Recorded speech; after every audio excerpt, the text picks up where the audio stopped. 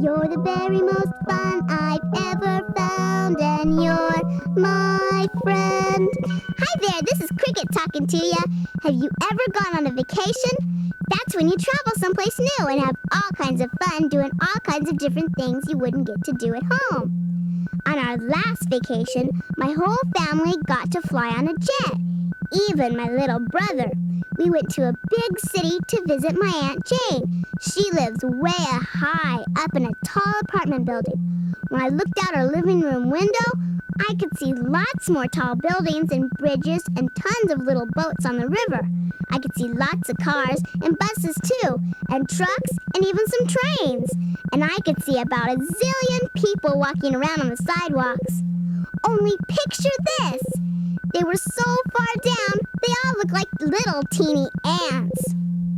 The city is so big, I said to Aunt Jane. I bet it's easy to get lost in. You're right, Cricket, said Aunt Jane. It can be very confusing sometimes. And then you know what? She sang a song to me about someone visiting the city for the very first time. Here's how it goes.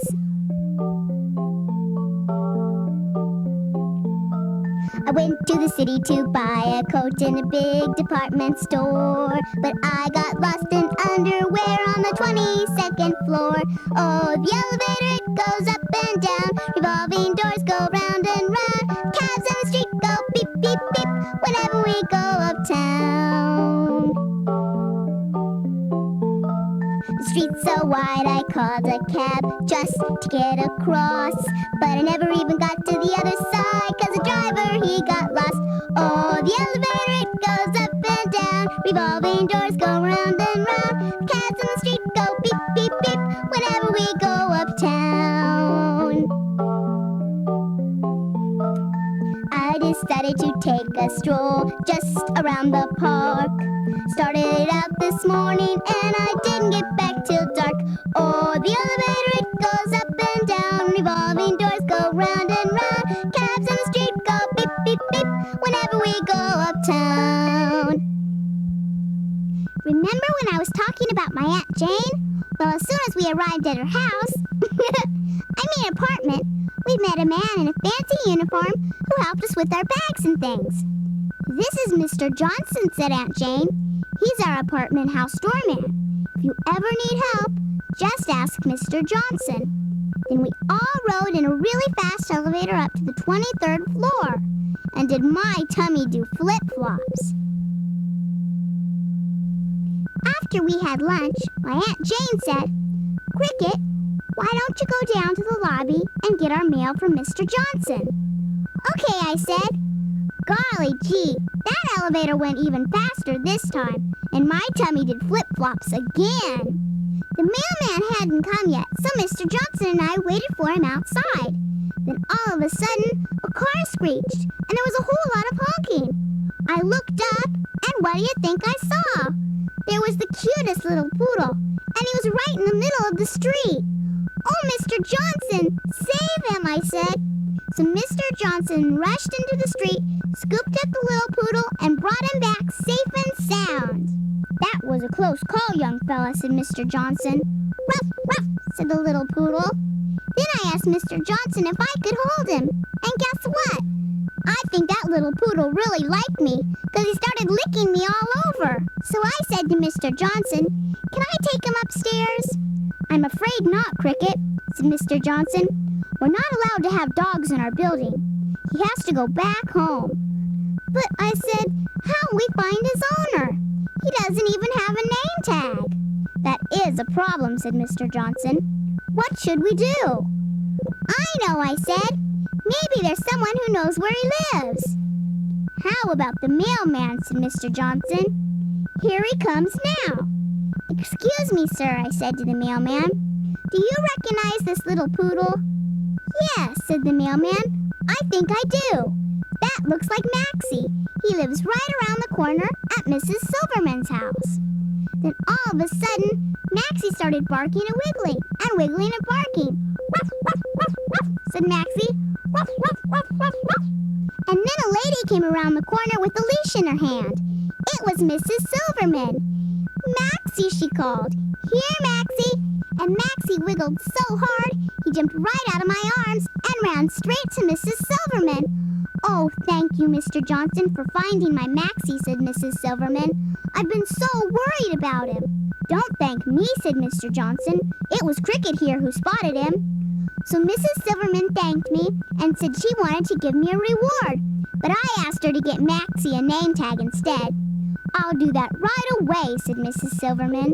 And she took Maxie home, and that little poodle barked ruff, ruff, ruff all the way. Was that a cute story or what? You know, it's not just little dogs that have trouble crossing the street in the city, it's kids too. So I always make sure to cross the street with a grown-up. And of course, I know all about traffic lights.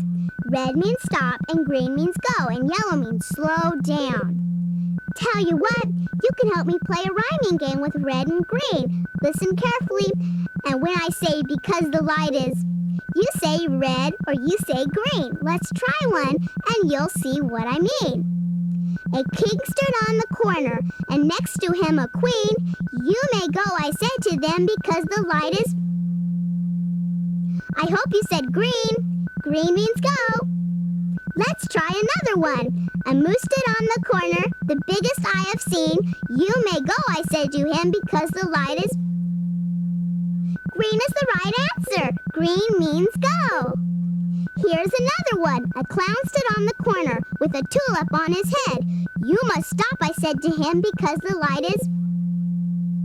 I hope you said red, because that's the right answer. Red means stop. Here comes the last one. A bear stood on a corner. His name was Fearless Fred. You must stop, I said to him, because the light is... The answer is red. Red means stop. Remember that song Aunt Jane taught me about the city? Well, I'd like to teach it to you now.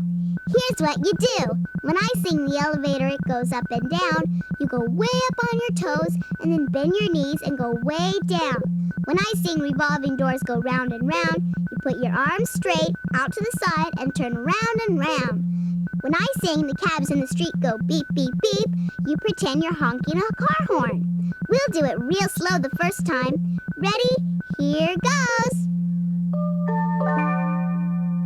The elevator, it goes up and down. Revolving doors go round and round. Cabs in the street go beep, beep, beep whenever we go uptown. The elevator, it goes up and down. Revolving doors go round and round. Cabs in the street go beep, beep, beep whenever we go uptown. Wow, are you great or what? We'll do this song again after our story.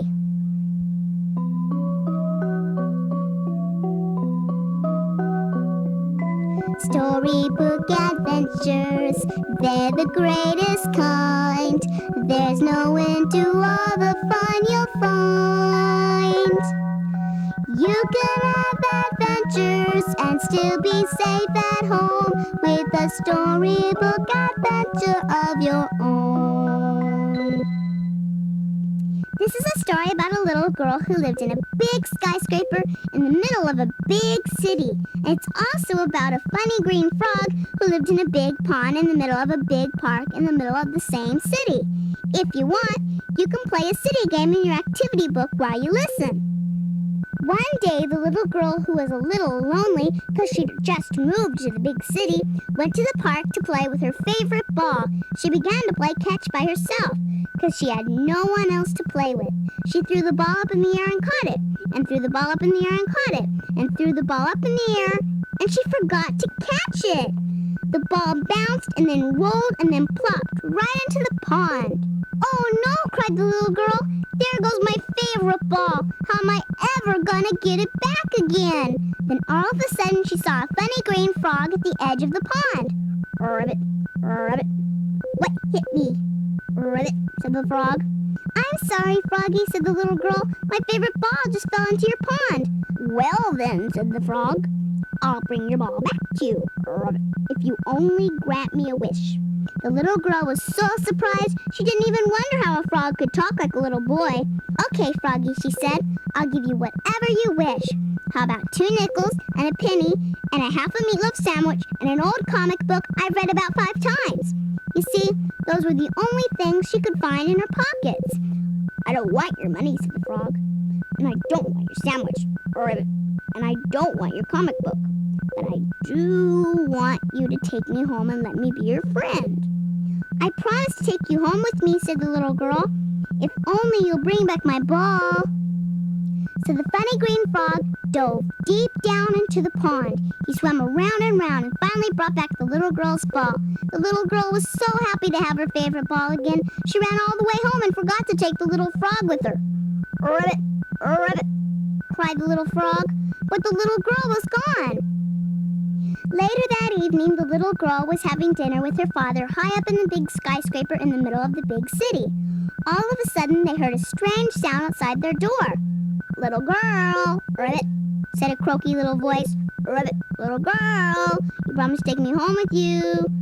Who's that at the door, my dear? The little girl's father asked. It's a funny green frog, Father, she said. He rescued my favorite ball for me, and I promised to take him home, but then I forgot. Well, promises are important, the little girl's father said, so you may let the frog come in. The little girl opened the door and said, Come in, Froggy, I'm so sorry I ran off without you. That's all right, said the frog, but I've had such a long climb up all those stairs, and I wondered if I could have a bite to eat, and then perhaps a nice little nap. Can Froggy stay? The little girl asked her father. Of course he may, her father said. The little girl was so happy to have a friend at last, she made a place for the frog in her very own room. First she filled a big bowl full of water, and then she set the bowl on her windowsill, and then she put the frog in the bowl. Oh, Ribbit, this is lovely, said the funny green frog. I can see all the lights of the city. Yes, said the little girl, and if you look down below, you can see your pond, too. Then she blew the frog a kiss and laughed and said, Good night, sweet prince. Next morning, the little girl jumped out of bed bright and early because she was so looking forward to playing with her new friend. But when she looked in the bowl, what do you think? The funny green frog was gone. But there was a note that said, Come down to the pond as soon as you can. So the little girl took her favorite ball and went down to the big pond in the middle of the big park in the middle of the big city. She began to play catch by herself because she had no one else to play with. She threw the ball up in the air and caught it, and threw the ball up in the air and caught it, and threw the ball up in the air and forgot to catch it. The ball bounced and then rolled and then, I've got it, said a little boy who was playing by the pond. Oh, thank you, said the little girl. Would you like to play catch with me? Said the little boy, and so they did. And the little girl was so happy to have a friend again, she didn't even wonder how in the world a boy could talk like a little frog. Was that a sweet story, or what? And now before we leave the city, let's sing our city song one more time. Remember, up and down, then round and round, then honk the horn. Here we go.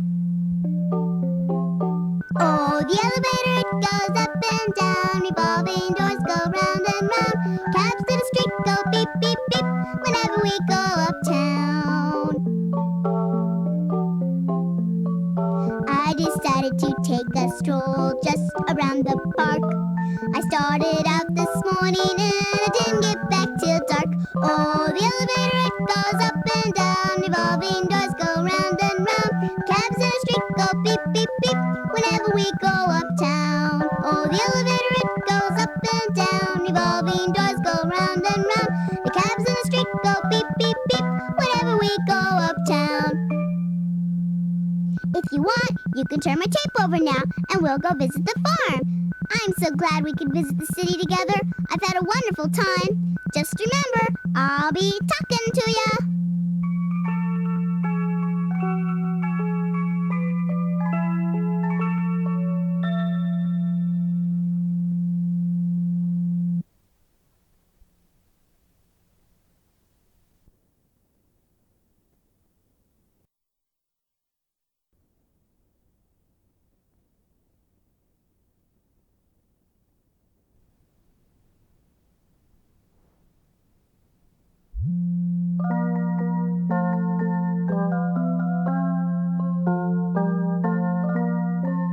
My grandma and grandpa live on a farm in the country. We took the train there from the city, and it was so much fun. We sat down in the car with windows all over, even the roof. The conductor said, "All aboard!" and the train pulled out of the station. We saw lots of people along the way, and when we went across the street, all the cars had to stop at the crossing gate. My little brother and I stood in the window and waved to the drivers. By the time we got to Grandma and Grandpa's house, it was really late. And dark, too. My brother and I went straight to bed and fell fast asleep. By the next morning, we woke up bright and early. I just love waking up on the farm. Good morning, sun, that's what I always say. Good morning, world, it's a wonderful day. Wake up, flowers, get up, bees. Tell the birds to start singing, please. Good morning, sky, you never look so blue. Good morning, friends, we've got a lot to do. I got a feeling today's the day. Something grand is gonna come our way.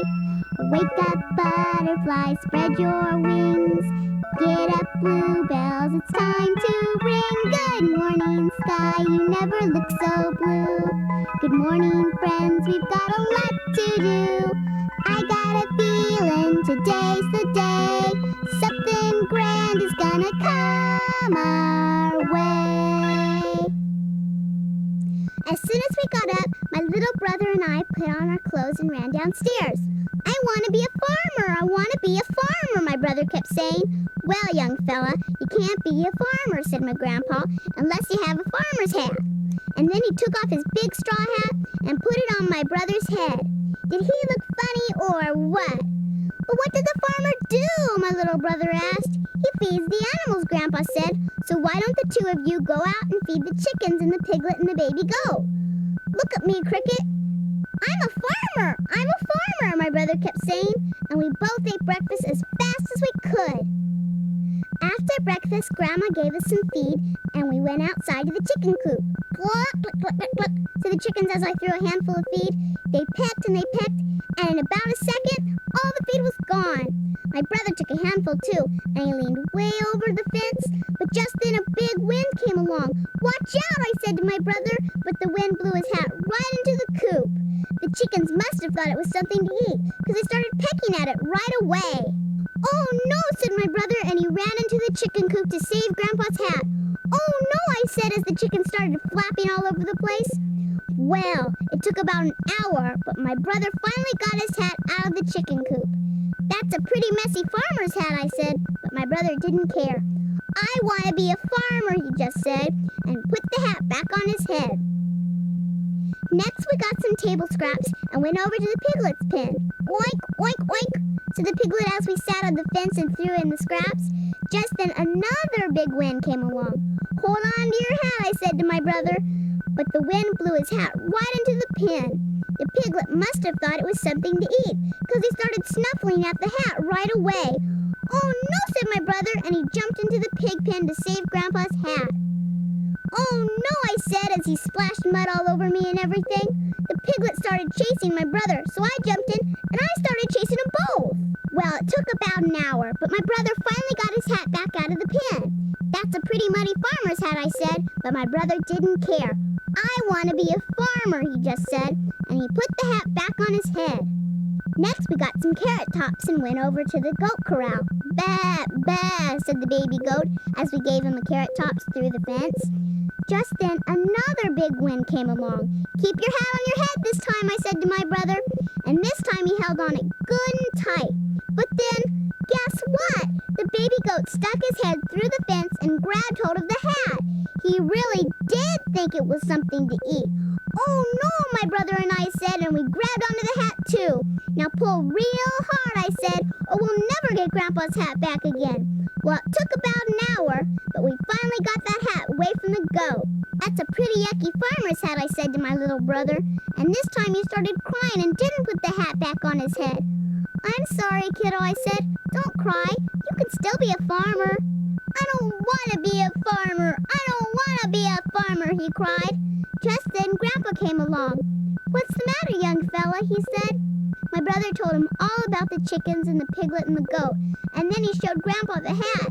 Grandpa just laughed and laughed. "Don't worry," he said. "I've got a dozen more hats just like it. And you know what? When I was a young whippersnapper about your age, the same thing happened to me." That made my brother feel a lot better. And it made me laugh thinking about my grandpa being a whippersnapper. Was that a funny story or what? Grandpa told us lots of stories about when he was a little boy on the farm, and he taught us a song he used to sing. It's called Bingo, and it's about a farmer and his dog. You might already know it, but if you don't, I'll teach it to you. Here's how it goes. There was a farmer, had a dog, and Bingo was his name. Oh, sing that much with me now. There was a farmer, had a dog, and Bingo was his name. Oh, good. Now we're going to spell the dog's name. Bingo is spelled B-I-N-G-O. And when you sing it, it sounds like this. B-I-N-G-O, B-I-N-G-O, B-I-N-G-O, and Bingo was his name. Now let's sing the whole thing all together. There was a farmer, had a dog, and Bingo was his name. Oh, B-I-N-G-O, B-I-N-G-O, B-I-N-G-O, and Bingo was his name. That was great. Let's sing it again. But this time, instead of singing the letter B, clap your hands. Try it. You'll see. It's fun. There was a farmer, had a dog, and Bingo was his name. Oh, clap your hands one time. I-N-G-O, I-N-G-O, I-N-G-O, and Bingo was his name. Great, now this time clap your hands twice instead of singing the first two letters. Let's try it. There was a farmer, had a dog, and Bingo was his name. Oh, now clap 2 times. N-G-O, N-G-O, N-G-O, and Bingo was his name. This time clap your hands 3 times.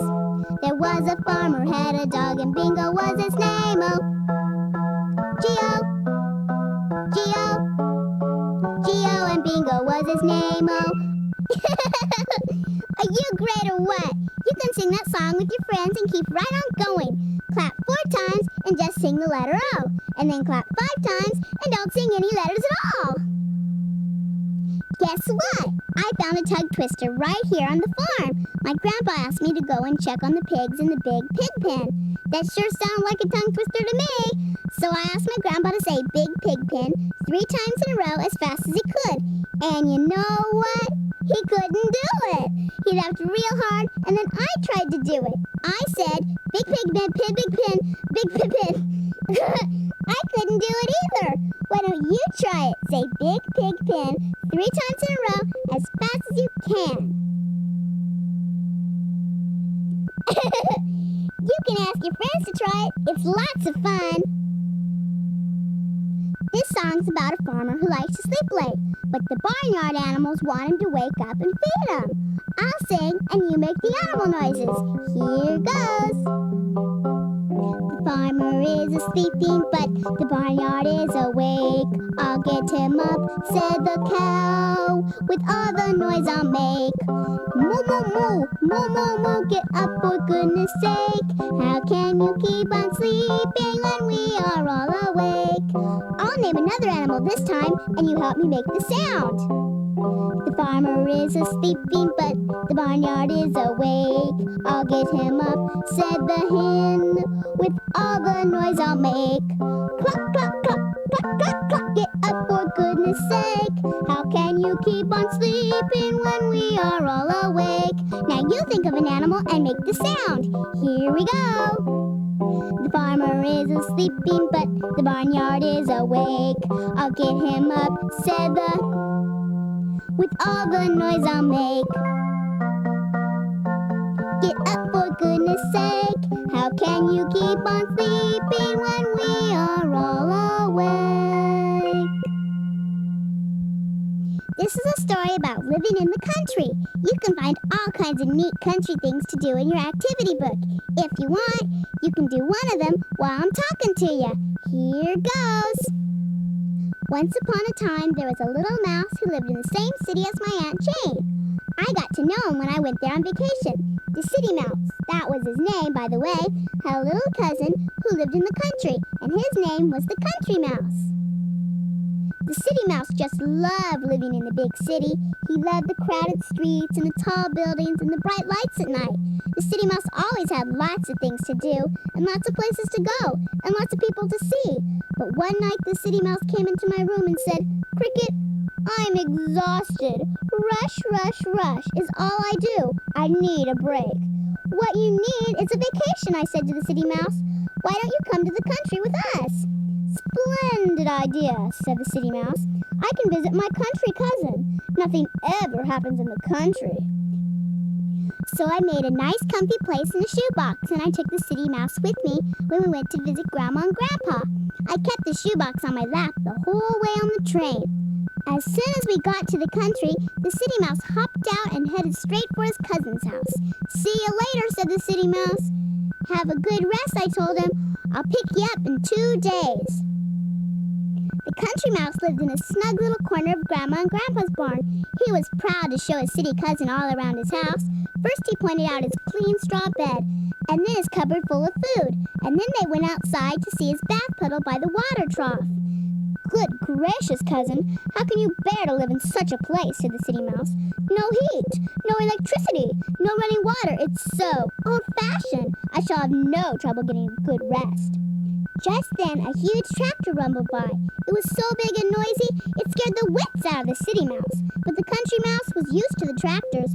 He just looked at his trembling cousin and said, "Did you say old-fashioned?" "Never mind," said the City Mouse.